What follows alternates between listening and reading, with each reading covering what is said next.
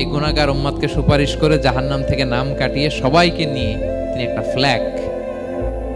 Flag হাতে নিয়ে তিনি জান্নাতের দিকে ছুটবেন। এই ফ্ল্যাগের মধ্যে লেখা থাকবে আলহামদু। কি লেখা থাকবে? মানে প্রশংসা, প্রশংসার পতাকা। নিজেও তো প্রশংসিত। মুহাম্মদ মানে কি জানেন? মুহাম্মদ মানে কি? প্রশংসিত।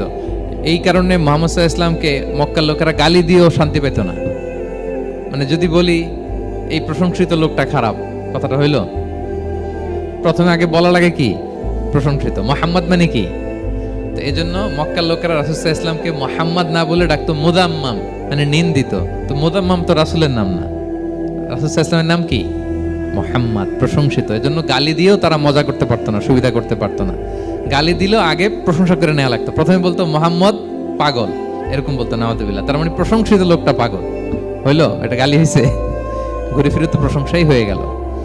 তো আল্লাহর হাবিব সাল্লাল্লাহু আলাইহি ওয়াসাল্লাম লিওয়াউল হামদ, প্রশংসার ফ্ল্যাগ নিয়ে বিশাল উম্মতকে নিয়ে জান্নাতে অভিমুখে যাবেন এবং জান্নাতের দরজায় হি উইল বি দা প্রথম নক করবেন উনি। তখন জান্নাতের রক্ষী ফেরেশতা বলবে মান আনতা, কে? আল্লাহর হাবিব সাল্লাল্লাহু আলাইহি ওয়াসাল্লাম বলবেন আনা মুহাম্মদ, আমি মুহাম্মদ। তো ফেরেশতা বলবে আমরা দাঁড়ায় আছি এজন্য আল্লাহ বলে দিয়েছেন মুহাম্মাদের আগে কাউকে যেন এন্ট্রি দেয়া না হয়। আপনার আগে যেন কারো জন্য জান্নাতের দরজা না খুলি, স্পেশাল উপর থেকে অর্ডার আছে। আপনি যেহেতু নক করেছেন, ওয়েলকাম, আসেন। পুরো উম্মাহ নিয়ে আল্লাহর হাবিব সাল্লাল্লাহু আলাইহি ওয়াসাল্লাম জান্নাতে ঢুকবেন। ওয়ালা সাউফা ইউতিকা রাব্বুকা ফাতারদা, নবী হে আপনাকে অচিরেই এত নেয়ামত দিব আপনি সন্তুষ্ট হয়ে যাবেন।